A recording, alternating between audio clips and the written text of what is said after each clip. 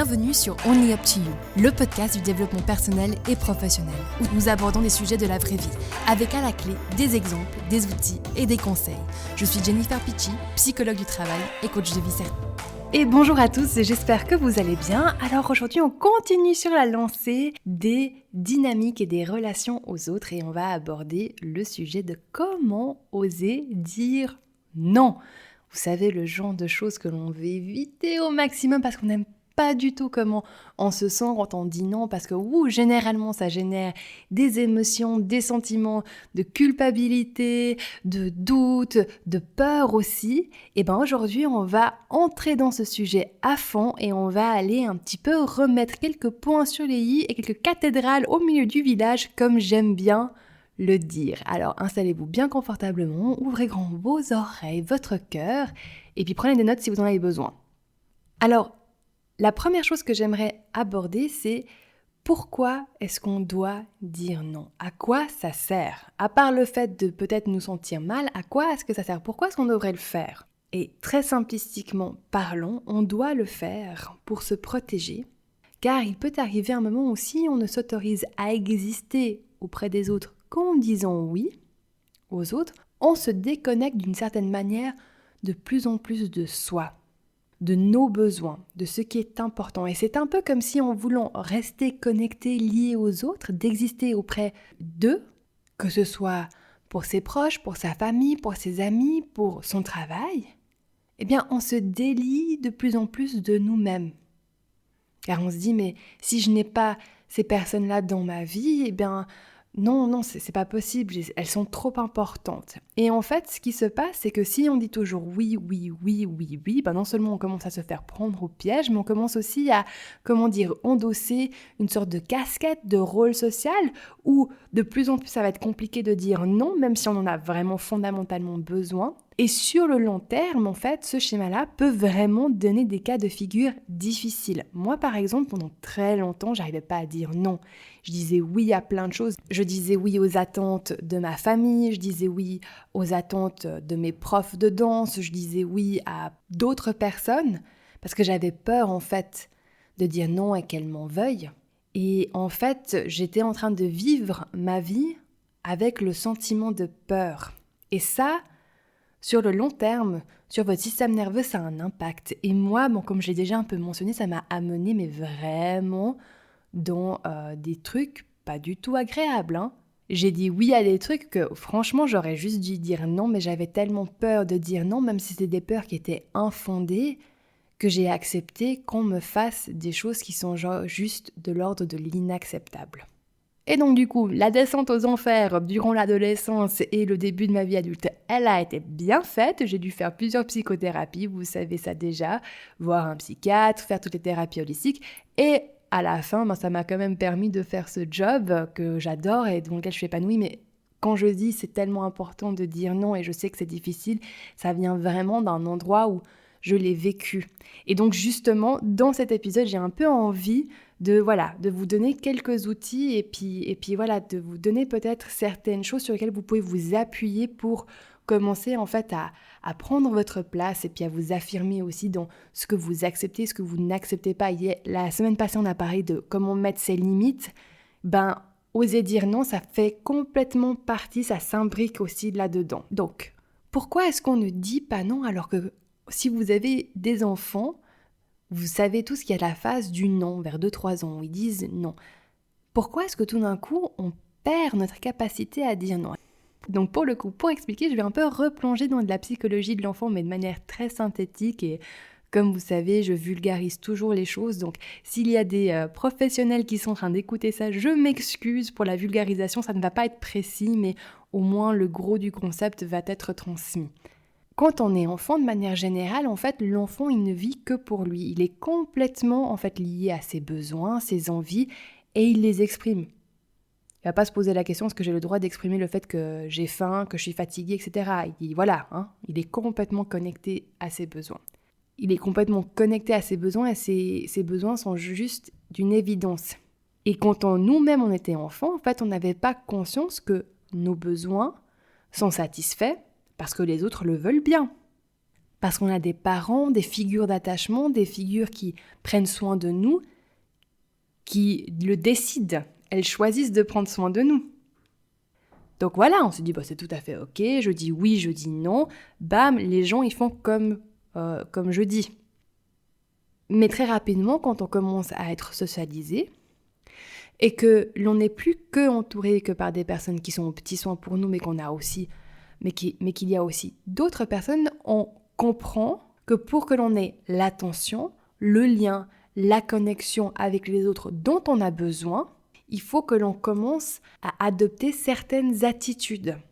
Que c'est pas juste, d'office, je suis là, et puis du coup, on va prendre soin de moi, on va m'écouter, on va faire comme j'en ai envie. Très rapidement, en fait, on intériorise ça, et de manière très inconsciente, qu'en fait, il y a certaines attitudes, certains comportements qui favorisent en fait l'interaction positive avec les autres. Et c'est les fameuses injonctions, sois gentil, reste tranquille. Et du coup, il y a cette compréhension inconsciente que quand on fait plaisir aux autres, que cela, d'une certaine manière, garantit une place. Et qu'il y a une sorte de dichotomie qui se crée. Mais c'est très implicite, c'est très intuitif. Soit je fais partie du groupe, ou bien je risque d'être mis à l'écart et rejeté. Et dépendamment de l'expérience de chacun dans leur enfance, on peut avoir justement dans les premiers groupes d'amis que l'on a à l'école, par exemple, avoir vécu l'expérience où à un moment donné, on n'était pas d'accord, on a dit non, on s'est exprimé et que ça allait contre peut-être le leader du groupe et que tout d'un coup, notre groupe d'amis, ils n'avaient plus le droit d'être amis avec nous.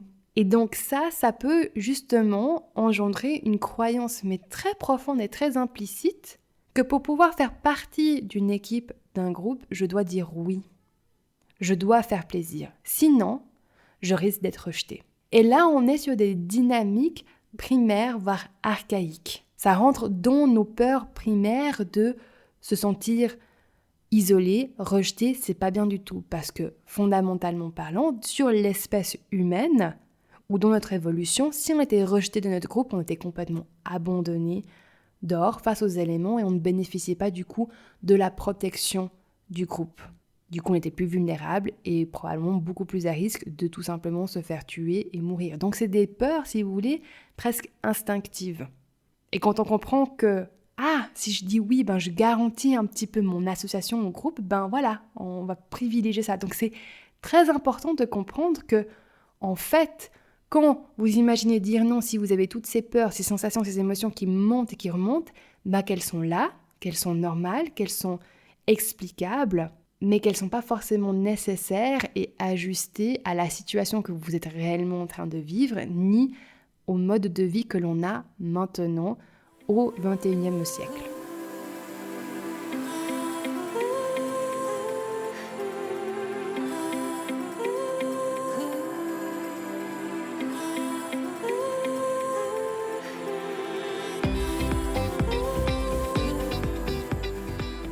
Alors, comment dire non concrètement ? Alors, comme je l'ai sous-entendu et expliqué dans l'épisode précédent, c'est clair que si on apporte les choses d'une certaine manière, on augmente notre probabilité, nos chances que la personne à qui l'on dit non ou la personne à qui l'on met une limite va accepter et comprendre plus facilement. Donc, il y a bien sûr une manière élégante et respectueuse de dire non. Mais avant de l'expliquer, je vais à nouveau réappuyer, parce que c'est super important, surtout quand on est en interaction avec les autres, sur le fait que vous n'avez aucun contrôle sur la manière dont la personne va interpréter le non. Vous pouvez dire les choses avec douceur, calme, être posé, ça ne va pas garantir que de l'autre côté, la personne va recevoir et accueillir votre non avec calme, douceur et diplomatie. Maintenant, pour augmenter vos chances de réussite, premièrement, au niveau intérieur, j'ai envie de vous dire, il faut que vous soyez vraiment posé et au clair de pourquoi vous dites non et que vous soyez à 100% ok, complètement aligné, même si vous dites ouais mince, il y a une partie de moi qui voudrait quand même dire oui parce que j'ai encore un peu peur que si je dis non à ça, etc., que vous soyez aussi non, en fait, j'ai décidé, j'ai choisi, je sais que ça, c'est plus important pour moi et que c'est parce que ça, c'est plus important pour moi que je dis non à ça, même si cette autre chose est aussi quelque chose d'important. D'accord ? Vraiment travailler sur la clarification intérieure de ce que vous voulez et pas que sur ce que vous ne voulez plus. Donc, une fois que vous êtes au clair, en fait, vous allez pouvoir expliquer pourquoi vous dites non. Et c'est important d'expliquer, de donner des vraies raisons. Et les vraies raisons, comme j'ai déjà dit, c'est pas des excuses. Une excuse, souvent, on va savoir que c'est une excuse parce qu'elle est très, très développée, et puis on va expliquer pourquoi A et B et C, et puis après, il y a le A, B, C puissance 2, etc. Une vraie raison, elle peut être très simple. J'ai pas envie. J'ai pas les ressources. J'ai vraiment autre chose à faire et je choisis de devoir dire non. Ma foi, il faut que je fasse des choix. Okay, vos raisons, elles peuvent être simples. C'est pas parce qu'une raison, elle est simple qu'elle n'est pas crédible. Donc, la structure de la phrase, c'est de déjà dire en premier, écoute, non. Ensuite, de dire, je suis désolée, je sais que c'est important pour toi. Mais là, je ne peux pas me permettre de faire ce que tu me demandes, car les raisons peuvent être justement, j'ai besoin de prendre soin de moi, j'ai besoin de finir cette chose-là, j'ai besoin de faire une pause. Parlez de vos besoins. Souvent, on va dire qu'il ne faut pas s'excuser quand on dit non parce que, on a le droit de dire non, il ne faut pas expliquer. Je ne suis pas d'accord avec ça. On sait justement, en tout ce qui est dans les théories de négociation, et d'une certaine manière c'est une négociation, que quand on explique les raisons pour lesquelles on ne peut pas accepter une proposition, ça permet à l'autre en fait de désamorcer un petit peu sa défensive à lui, puis dites là, ok, bon, voilà, de créer un peu de l'empathie, de la sympathie. C'est important ça.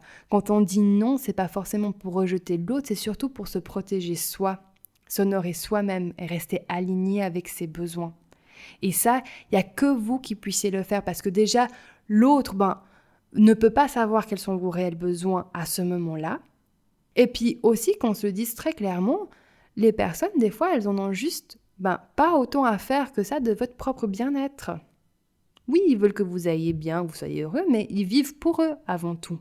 Même si ça peut être des personnes qui sont très sympathiques, qui sont très dans l'ouverture, dans le partage, etc., fondamentalement, et c'est important de le dire, avant tout, on vit les choses par rapport à nous, par rapport à ce que l'on trouve important, mais c'est toujours par rapport à soi.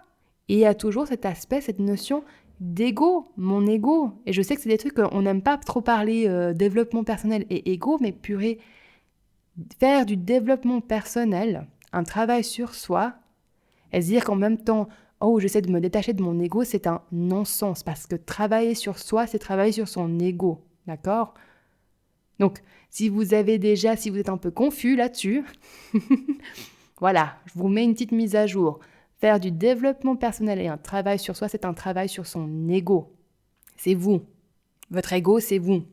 Maintenant, il y a peut-être certains aspects de votre ego que vous avez envie d'ajuster, votre fierté, votre orgueil, vos peurs, vos attentes, vos exigences. Ok, ça fait partie quand même de votre ego. D'accord ? Les choses qui m'ont beaucoup, beaucoup aidé dans les premières fois où j'ai vraiment osé dire non, c'est d'avoir une vision sur le long terme. Et c'est de me poser la question, là, si je ne dis pas non, qu'est-ce que ça va créer comme dynamique sur le long terme ? Parce que plus on peut dire oui, plus tout d'un coup, les autres, ils vont dire « Ah, mais c'est cool, Jen, elle dit toujours oui, alors si moi, j'ai pas envie de faire ça ou j'ai besoin de ça, machin, je vais demander à Jen parce qu'elle va dire oui.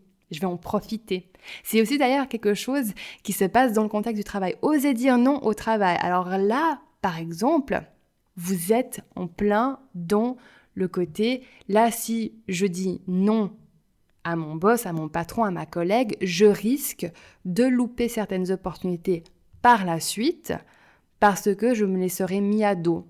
Et j'ai envie de vous dire que ça, c'est des réflexions qui sont tout à fait, oui, réalistes, concrètes. Mais c'est pas parce que ces réflexions sont plausibles, possibles et probables qu'elles doivent vous empêcher de faire ce qui est juste pour vous. Donc pour vous repositionner là-dedans, déjà j'ai envie de vous dire, vous n'êtes pas un voyant ou une voyante, donc on va arrêter de jouer à Madame Irma et de croire que l'on sait ce qui va se passer si on dit non. Vous en savez strictement rien. La deuxième chose, c'est à nouveau de vous poser la question, là si je commence à dire oui tout le temps, à chaque fois, et que en fait, moi ça me coûte plus que ce que ça me rapporte, qu'est-ce que ça va engendrer sur moi sur le long terme ? Pas sur les 2-3 prochains mois, mais sur la prochaine année, les prochains 3 ans. Quel sera le coût réel, en fait ? Ensuite, spécifiquement pour la partie du travail, il y a plusieurs choses à prendre en compte. Quand votre manager vient vous posez la question, en fait, généralement, les managers, ils vont aller instinctivement vers les personnes qui savent sont les plus conciliantes, qui vont dire oui facilement. Donc, quand la personne vient vers vous, parfois, c'est par facilité. Et il est fort probable et possible qu'il y ait quelqu'un d'autre dans votre équipe qui pourrait faire ce job et qui a le temps de le faire. Mais qui, elle, par exemple, a des mécanismes où elle sait dire non, où elle projette en fait un petit peu ce côté « bon ben voilà, il va falloir négocier avec moi, si tu veux que je fasse ça, ça va pas être facile peanuts ». Donc prenez aussi conscience que vos supérieurs sont humains, qu'ils ont un papy et une mamie, puis un Jedi, et que leur papy et mamie vont toujours vouloir orienter les actions dans ce qui est le plus facile et le plus agréable. Donc instinctivement, automatiquement, ils vont aller vers les personnes qui vont dire oui facilement. C'est logique. Ça va leur dépenser moins d'énergie. Donc prenez conscience de ça. Si quelqu'un vient répétitivement vous demander de faire un travail en plus et machin, etc., oui, peut-être il le fait parce qu'il vous apprécie, que vous faites un bon boulot, mais aussi derrière, c'est parce qu'il y a un avantage à venir vers vous. Deuxièmement, il faut se rappeler aussi qu'on n'est pas responsable de toute la charge de travail. Et ce que je remarque avec les personnes que j'accompagne qui sont en épuisement professionnel, c'est que souvent dans la structure de leur entreprise, c'est comme si l'entreprise parfois est trop gourmande mais n'a pas assez d'effectifs en termes d'employés et que l'entreprise même ne sait pas dire non à certaines opportunités, a dit oui, oui, oui, et puis que tout d'un coup, on descend la chaîne, il faut qu'on fasse ça, ils ont dit oui à ça, donc nous on est obligé de dire oui, on est obligé de dire oui, on est obligé de dire oui. Et puis du coup, si vous êtes en bas de la chaîne, vous devez juste subir. Et ce à quoi il faut faire attention et qu'il faut prendre conscience, c'est que on n'est pas obligé de dire oui à tout, surtout si ça découle d'une incapacité de son management à savoir dire non. Maintenant, je ne vous incite pas à commencer une révolution, d'accord ? Mais vraiment, c'est juste d'intégrer un petit peu ça pour contraster un petit peu ce qui se passe. Parce qu'on peut vite être pris justement dans ce schéma automatique, instinctif de « Oh là là, si je dis non, les gens ils vont se retourner contre moi parce que je ne vais pas être un bon élément à mon groupe de travail, à mon groupe d'amis, et puis, etc., etc. » Puis après là, on rentre dans notre scénario catastrophe où généralement, on se retrouve viré, isolé, personne ne nous aime, on est tout seul. Et puis, comme on le sait très bien et comme je l'ai expliqué dans l'épisode de la semaine passée, les relations humaines, elles sont fondamentales pour notre bien-être. Mais elles peuvent être aussi de grosses épines et de grosses fuites dans notre énergie vitale et dans notre bien-être mental, émotionnel. Donc voilà, c'est à vous aussi de trouver le juste milieu de ce qui vous convient pour vous. Vous avez meilleur temps pour votre propre estime de dire non à quelque chose avec lequel vous n'êtes fondamentalement pas d'accord, de risquer de perdre des opportunités de vous faire virer, mais sur le long terme, pour votre estime, vous allez avoir une meilleure estime de vous parce que vous savez et vous saurez que vous vous êtes resté aligné avec vos valeurs. Donc toujours avoir cette vision sur le long terme. Qu'est-ce que ça pourrait engendrer sans pour autant rentrer dans le voyant ou la voyante, d'accord ? C'est subtil comme positionnement. Maintenant, avec tout ce que je vous ai dit, vous pouvez être en train de vous poser la question, mais comment savoir maintenant si je dois dire oui ou non ? Parce qu'à un moment donné, j'ai le droit aussi d'être gentil, etc. Donc du coup, j'ai quelques nuances pour vous aider là-dedans. En premier, c'est d'être à l'écoute de soi et de son corps. Votre corps va communiquer avec vous. Il va vous donner des signaux qui vont vous dire « oui, ça va, oui, ça ne va pas ». Mais c'est un signal subtil. Par exemple, en médecine chinoise, on sait que la rate va donner un signal qui va faire instinctivement « oui, c'est bon pour moi, non, c'est pas bon pour moi ». Mais la rate, elle va le faire qu'une fois. Donc être à l'écoute de ça, de ce signal-là. Maintenant, faites attention quand on est à l'écoute de son corps. Parfois, en fait, quand on doit faire quelque chose de nouveau, d'inconnu, notre corps va nous envoyer plein de messages, de sensations de l'ordre du stress, de la peur. Et c'est normal et c'est pas pour autant qu'il va falloir écouter ça. Parce que justement, si on est trop à l'écoute de certaines sensations, en fait, on s'empêche d'avancer, on s'empêche de faire quelques expériences. Donc je dirais, si par rapport à ce que la personne vous demande, votre premier instinct, votre rate vous dit « Ok, oui, je le fais, non, je le fais pas », d'écouter cette première réponse, c'est pas la réponse suivante qui peut être mentale, qui dit « Attention, si je ne dis pas oui, attention, si je ne dis pas oui, etc. etc. » et je commence à m'inventer un truc et là, je commence à avoir des sensations plutôt désagréables, où je suis un peu nerveux, mal à l'aise, où je me sens un peu coupable, où je commence déjà à culpabiliser, je sais pas, etc. etc. D'accord ? C'est assez subtil, mais je vous invite vraiment à commencer en fait à cultiver cette écoute fine de vous. Ensuite, de manière plus logique, plus mentale. Si on vous demande quelque chose, que ça vous fait plaisir et que vous avez de l'énergie et que ça vous énergise, ok, dites oui, même si c'est pour l'autre. Si ça vous fait plaisir, que vous avez de l'énergie, ça va rien vous coûter, ça va même, ça va être sympa, vous dites oui. Si ça ne vous coûte rien et que ça résonne neutre en vous, go! Parfois, on va aller rendre service, faire plaisir, et puis ça nous apporte rien, mais ça nous coûte rien non plus, puis on y va. Si au contraire, quand vous y pensez, ça commence déjà à se tendre dans le corps, à créer une tension, là, c'est plutôt un indicateur qu'il faut dire non, ou dans tous les cas, changer quelque chose. Donc là, justement, vous pouvez prendre quelques instants pour dire « Ok, est-ce que je peux y réfléchir ? Je sais pas là, il faut que j'y réfléchisse, j'ai beaucoup de choses, donc je préfère te dire oui, que c'est un vrai oui, que de dire oui, puis en même temps en train de le regretter, puis de traîner les pieds. » C'est ça aussi, quand on apprend à dire non, quand on ose dire non, quand on dit oui, c'est un vrai oui. Et pour les proches, pour les collègues, pour les amis, ça change aussi votre identité, parce qu'ils savent que quand vous dites non, c'est non, et quand vous dites oui, c'est un vrai oui. Finalement, dernière nuance, quand j'arrête de dire oui, et que je commence à dire non, et que je commence à choisir, je rentre dans mon propre pouvoir d'action, mon pouvoir décisionnel.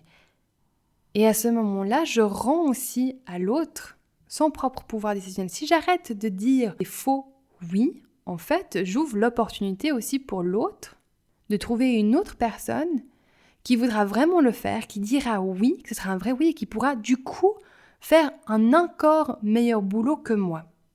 Parce que rappelez-vous, si on reprend le schéma biocognitif, d'accord ?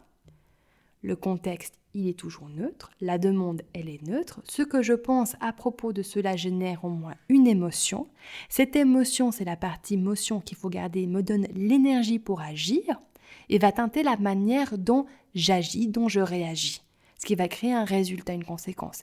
Si je suis en train de dire « ouais d'accord, je le fais, mais en même temps, j'ai pas l'énergie, ça m'embête un petit peu, et puis ça me gonfle, franchement, j'avais autre chose à faire », vos émotions, la manière dont vous allez teinter vos actions vont créer un résultat qui sera moins bon que s'il y a une autre personne qui dit « ah bah oui, mais bien sûr, je le fais, ça me fait plaisir ou ça me coûte rien ». Donc moi, ce que je propose aux gens, c'est de mettre ça en pratique avec des choses banales, du quotidien. C'est un apprentissage, c'est quelque chose que l'on doit entraîner. Et par exemple, ça peut être d'oser dire non à la boulangère quand elle vous donne par exemple un bout de pain et puis c'est pas ce pain-là que vous voulez parce qu'il n'est pas assez bien cuit ou qu'il est trop cuit, ok ?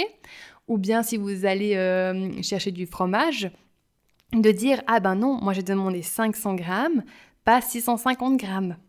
D'oser dire non, parce que là, on est sur du non qui est plutôt facile. Et vous allez remarquer que si vous avez de la peine à dire non, déjà là, c'est un très très bon exercice. Je vous invite pour tous les outils que je vous donne là, tous les conseils que je vous donne là, de les entraîner sur des choses qui sont plutôt simples et banales, dans le sens que c'est pas vraiment le truc le plus important. Parce qu'en entraînant, en fait, vous allez prendre de l'assurance là-dedans. Et les jours où vous devez dire non ou mettre une limite pour des choses qui sont très importantes, vous allez être un peu plus affirmé, vous allez avoir un peu plus de consistance. Donc avec ça, je vous laisse, je vous remercie pour votre écoute. Si cet épisode vous a plu, vous savez déjà ce qu'il faut faire, vous pouvez le partager avec vos amis sur Instagram, par WhatsApp, comme vous voulez, c'est vraiment le meilleur moyen de soutenir ce podcast.